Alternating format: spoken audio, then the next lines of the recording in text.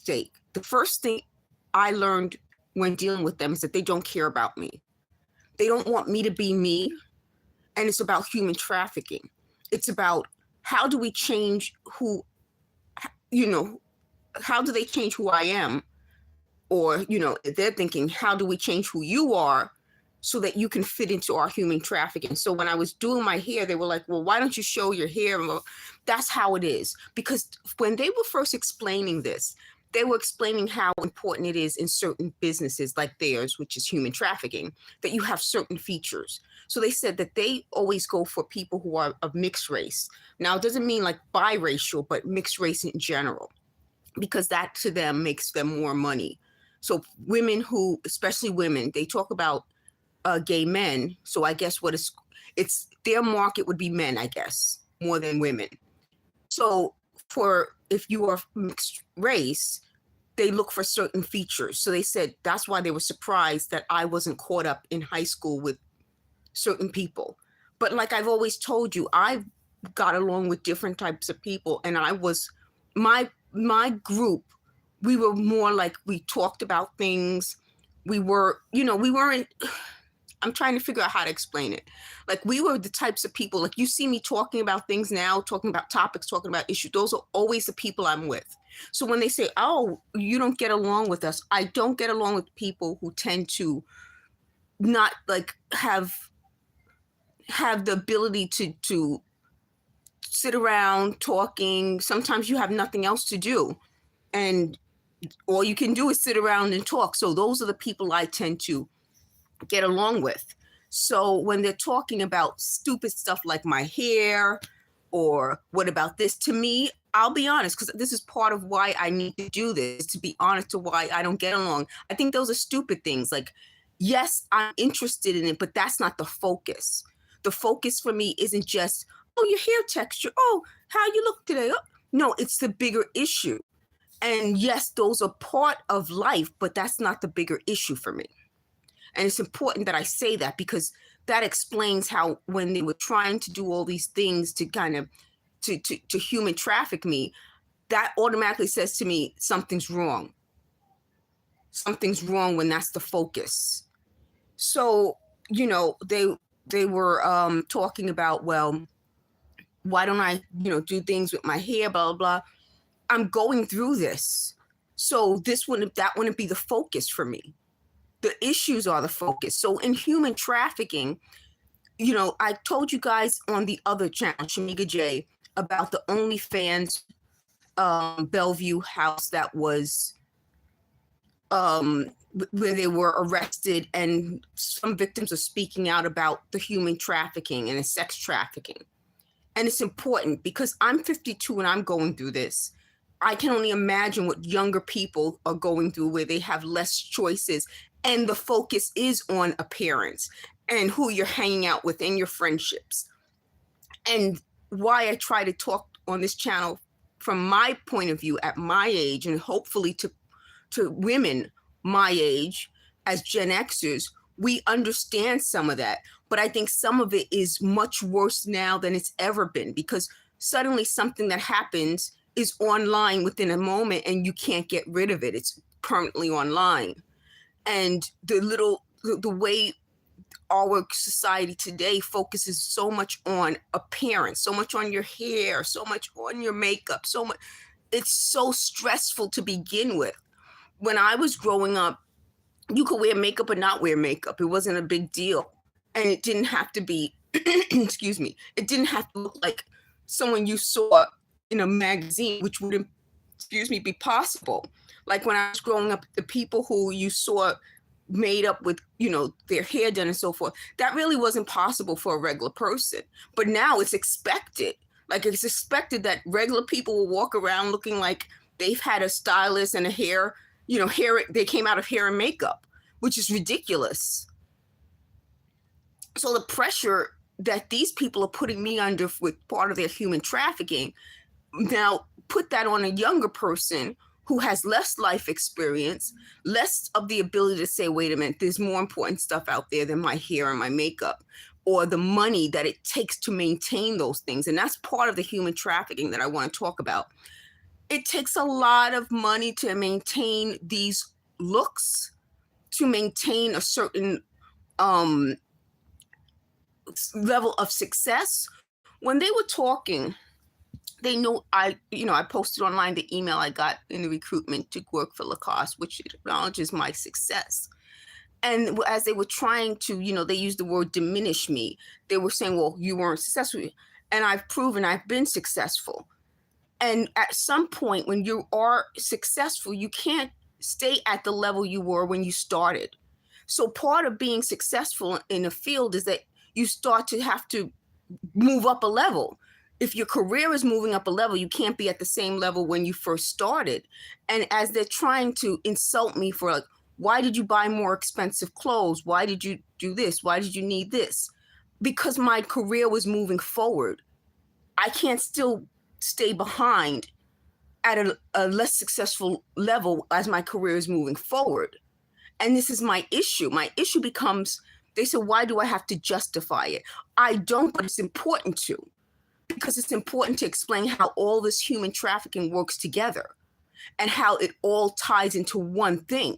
So if I had to be successful to look the success that I was achieving, imagine with younger people who are out there, maybe they're doing stuff online, or they're going to interviews and going on to college. They have to start to get things prepared for those things. And that is where it becomes important to, for victims to understand that they're going to be preyed upon at that time. That's what the predator wants. The predator wants to catch you when you are like, oh, I need a new outfit, or, oh, I need a handbag, or I'm going to job interviews, but look what I'm wearing. That's when the predator goes like that and says, that's when I can get that person. Let me give you this, opportunity, or let me give you this chance to make a little extra money. And then you get preyed upon. So when they said, I'm putting all my business out there online, they did it first. I'm taking that back. I'm taking back the control so that you can see this is the reality. This is what I really am. This is who I really am. And when they just said, whether you like it or not, that's what they just said. So meaning they put me out there and they said, what did they just say? They said something. So they put me out there and I was supposed to be what they said I was. Even a simple thing as me buying better clothing became a big deal for them. But once you hear why I'm working in a certain field or a more expensive place, I can't look like they said something. I can't look like I'm not there because I belong there. That's part of it. You have to look like you belong there. And that's part of this issue. This issue becomes these are work expenses. This isn't me just all of a sudden dressing up. It's a work expense. It's part of what I need to do in order to be successful in my career. And it is a career. Sales, customer service, those are careers. And I'm tired of them diminishing that, because there are a lot of us who have made a lot of money through the years in those fields, and those are career fields. But somehow it became like, that isn't really a job. That isn't really something that's a career for you. They always want to diminish it. So when we're talking about why in a career you need certain things, it's because you have to be in that setting and look like you belong in that setting. And that's part of what I'm saying about them. They don't want me to feel like I belong. The other thing about that, going back to human trafficking, is that when you're talking about how these predators get victims, they do get you by, you have to spend a little more money. So instead of, it's just being like, oh, I'm going to buy a new outfit and a pair of shoes. Well, no, you need a full different look. For me, I kept the same look. As you guys who know me, even through this channel, know I've pretty much kept the same look a lot. But for those who know me personally, they know I've kept the same look. But for the predators, who especially these human traffickers, they would have me do a complete makeover, change my hair, change my makeup, they said at one point they wanted me to wear a wig. They wanted me to have a weave. They wanted me to do all these different things. They wanted me to get a nose job, a boob job, meaning they would have completely changed who I am. I'm trying not to go too low with this, but they would have completely changed who I am. So it would have been complete change of who I am to fit in with them, that's another form of human trafficking, getting all these superficial things done, which is why I said the priority isn't really the hair and makeup. It's fun, but that's not the priority. But in human trafficking me, that would have been a complete change. So it would have been me getting a nose job, me getting a weave or wearing a wig and doing my makeup. I wouldn't be me. I'd be the image that they want me to have. And I want to just talk about that for a moment. Even them suggesting that is, if I were younger, would be like, oh, I'm not good enough. Oh, I'm not pretty enough. Oh, I'm not enough for them. Which goes back to the human trafficking, where I would just be constantly changing my appearance. I would constantly have, a different look to kind of fit in with them. And they hate me completely, like complete hatred of me. And it would never be good enough for them. And they even said something like that. They said, we hate you. Nothing you do will ever change that. That's my point. How many times do we as victims wait for the people who are abusing us to say that? It's the most important thing they've said to me. It's the most important thing that's come out of this situation, is that I got an admission from them. They said I got them to say that. I got an admission from them where they hate me. So there's no reason for me now to ever, ever, ever, ever expect any love from them, because the two can't exist. The other part about human trafficking in gangstalking is that part of what we go through as victims is that they follow us. So a lot of us try to go away from that environment. But if you get followed in every environment, you have no place to go. You have to at some point stay where you are. So at what point do they expect a victim to keep running or stay where they are? At some point, you must stay where you are. So when they're shouting out, how could I subject anyone to this? Meaning, how could I stay here? How could I stay and fight? Because I've been here for over 28 years. And if the fight's going to happen, it's best for it to have happened here than some unknown place. And I become the very thing that is causing this. What's causing this is people keep moving from place to place to place. And every time they go to a new place, it's not just adjustment for them. It's an adjustment for the people who are in that place already. And that's a big part of this human trafficking.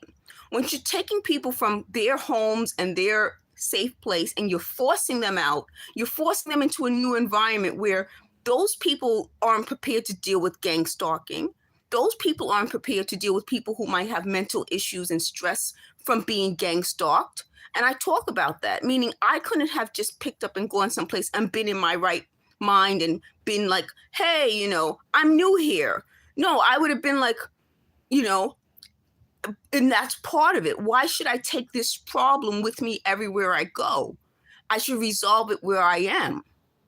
But that's part of what I'm saying with gang stalking and other targeted individuals. What they're saying is they go from place to place to place, and then they get followed. And some of them they just said, here they are. Talk about the conditioning. Talk about the conditioning. But some of the people who are targeted, excuse me, I'm like spitting now. Excuse me, are people who have been through such difficult experiences because of gang stalking that when they go to a new place, it's good in the beginning, but then it starts all over again.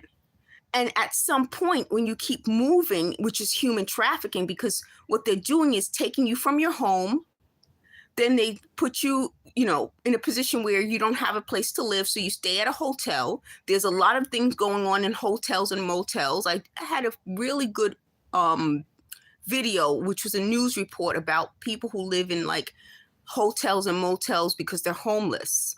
and someone says something that, you know how sometimes another human being, and I tell you guys, AI can't compare to humanity. A human being said, even though I have a place to live at this hotel, I'm still homeless. And when the person said that, because she has a family, it stuck. If you're living in a hotel or a motel, you're still homeless. So even the stress of that is part of the human trafficking and gang stalking. You're going from a place, usually a home, to homelessness, to living in hotels and motels where there is crime, a lot of crime, to then trying to figure out where you'll go next. Some people keep going from place to place to place, but eventually you have to have some place to be.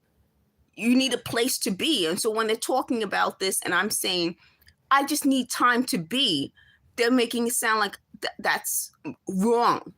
Humans, we need time to be. Every animal, I believe, needs that moment, that time, sleep, time to just relax, time to spend with people you care about.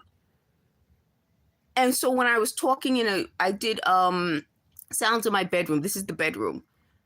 When I did the sounds in my bedroom video, I talked about needing to be in a sexual relationship. I think that's a very normal part of the human experience. Well, you can argue living life experience. So I want to go back to what I was talking about with the OnlyFans human trafficking case in Washington State, which is that's another part of what's being exploited. When you're young and you're having your sexual experiences, it shouldn't be used for blackmail later in your life. It shouldn't be something that people are videotaping or filming and selling for money. And it's all tied together. So what's happening now in gang stalking is connected to so many other things happening that when you stop and you say, wait a minute, we saw this.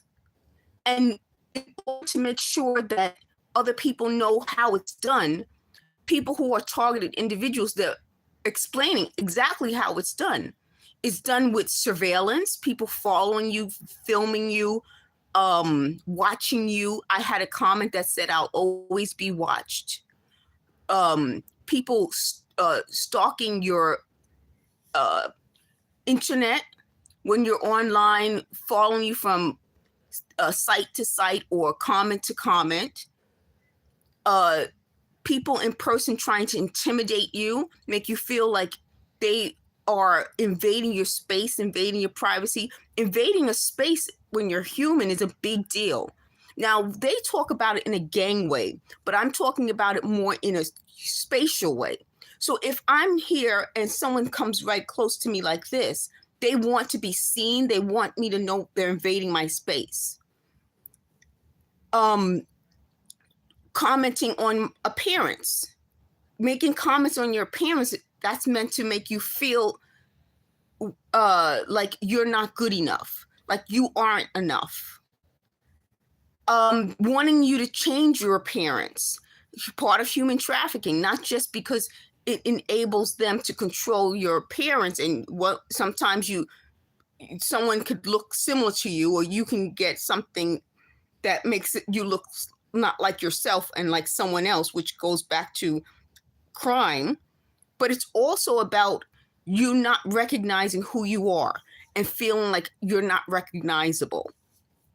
The other part about that, there was something else I wanted to say about human trafficking, but like I said, they're suggesting things while I'm talking. Like they said, why don't you get a pillow to put, behind you? I don't want to. This is my point. They said that's another thing. Their constant suggesting things is part of how they want to control and dominate. And exactly, it's part of how they expect to keep trying to prove that they were helping me, yet not taking responsibility when their help didn't go the right way. So the other point I want to talk about, and I'm just going to put on my glasses because I really can't see what's going on. Okay. So the other thing I want to talk about is that in human trafficking and gang stalking, a big issue becomes how you learn to interact with people who you weren't involved with before. You know, I'm fortunate in that I have people in my life who I've had for decades. So I don't have to relearn that sort of human interaction. But it does affect who I let into my life now. And I'm going to be, they said I was always this way. If I was always this way, I'm going to remain that way. If I had the wrong types of people in my life, this would have been horrible. It's horrible now, of course. But with other humans, like I'm filming and I'm by myself and I'm, you know, I'm interacting with the sounds, the knocking, the different things. But if it was for another human being, this would have been horrible. It would have been like nonstop arguing, fighting, wouldn't work. The people I have in my life, fortunately, I'm good enough as I am. I don't have to be a different person for them. They said, no, that's a lie. Again, we're not gonna pretend that the people in my life don't care about me and that I'm not good enough as I am. You know, this is part of this. This was, and I said out loud, they said they failed to turn people against me. They said that. And now all of a sudden they said people feel I'm not good enough. Again, it's how this was supposed to work. The human trafficking part is that you're supposed to lose everything you have and people will turn on you, partially, I think, because you're in a stressful situation. So just to me, again, this goes back to the human trafficking part.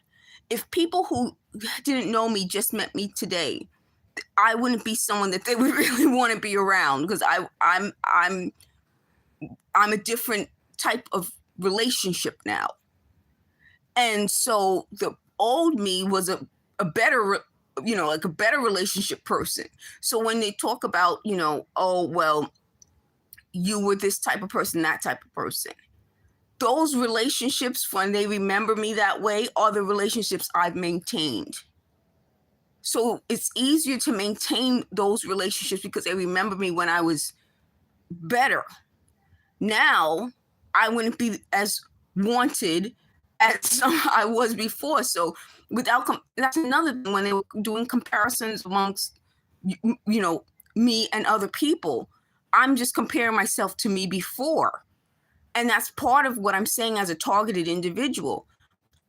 I'm able to say the person I was before was more the type of person that would attract people than the person I am now. So that's part of this. And I think that the reason they wanted that person was not just to human traffic me, but put me in a position where I could help them human traffic others. But part of why I do these videos is to say, I'm not human trafficking anyone. I want to warn you about what happened to me. Part of these videos on this channel and the Shamika J channel is about telling people how the human trafficking situation works, so that you guys know there are so many of us out here saying it's so easy to be human trafficked. It happens so fast. I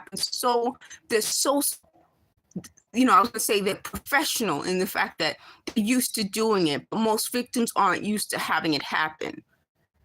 So, but they're able to, like I said, I think they have so much experience human trafficking people that you don't even realize you're being human trafficked until you're being stalked everywhere. You're suddenly they said I use the word suddenly a lot. I probably do, but it feels sudden. It feels like everything is like one thing after another, and I feel like it just came out of nowhere. So when they said I was always being human trafficked, I don't believe that. I believe what happened was, they even acknowledged I was successful at that time, and I think that was it. I was successful. I looked better.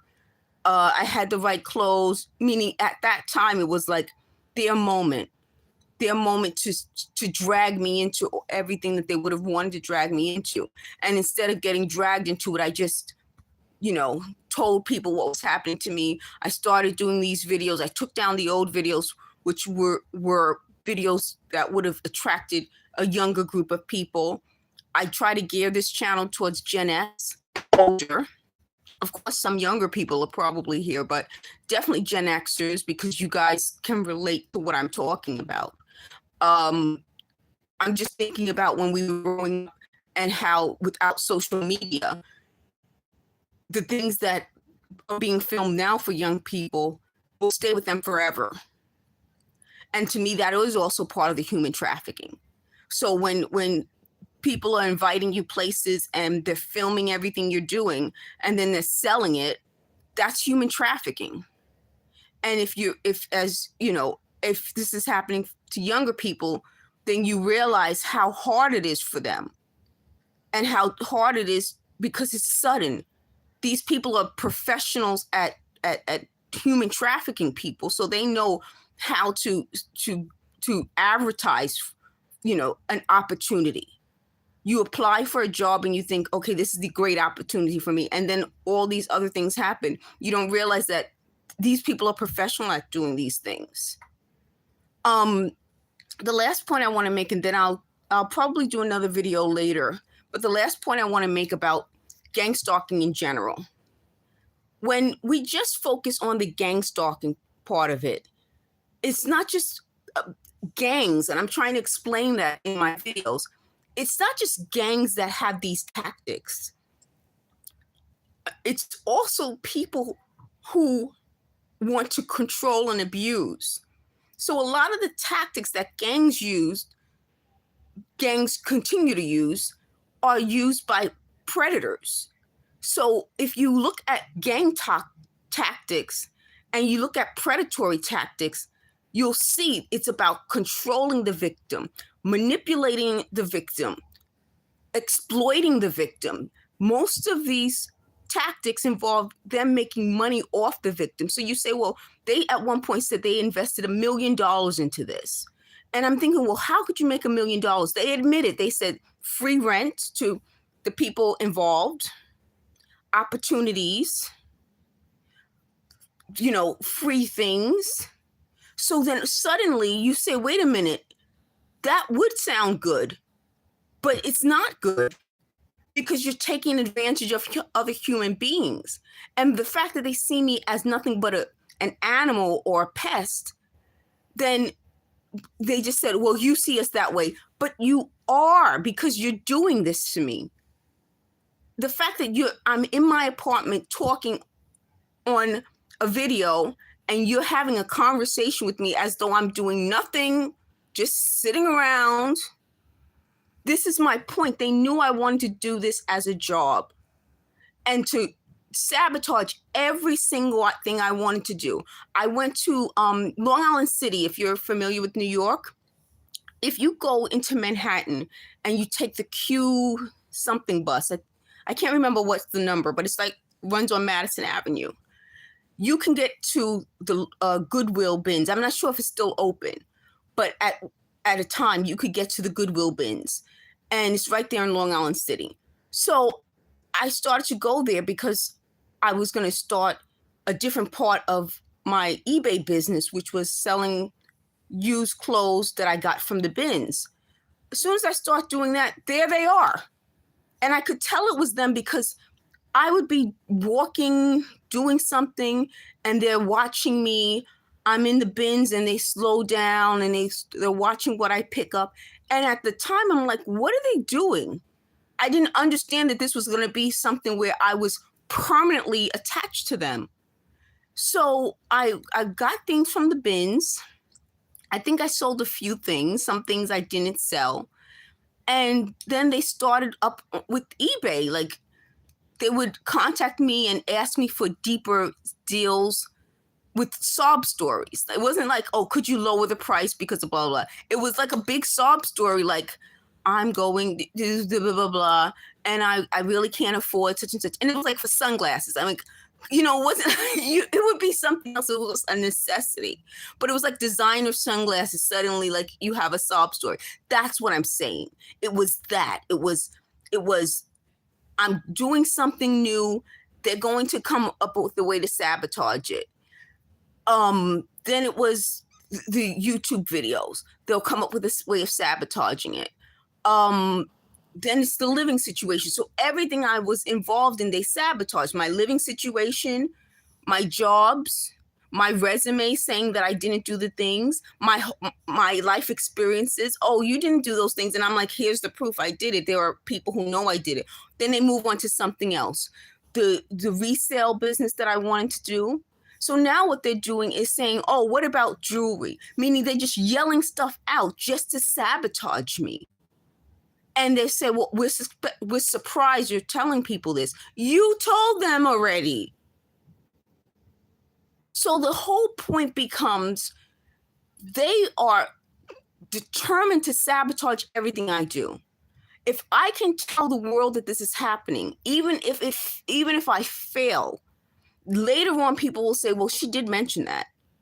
She did say such and such. Oh, she definitely said this. Oh, she definitely said that. So even this, they're sabotaging. I'm here telling you things. They're yelling over my videos. They're doctoring it, and they're yelling over my videos and doctoring it. And why I say doctoring it is because the technology caused the sound to get distorted. And I'm going to do, I think I did do a distorted, I did a video that I call Distorted Reality. And I think I'm going to end up doing another video about that they distort your reality. So literally my videos are distorted. The sound in my apartment is distorted. My life is being distorted. Thank you for watching.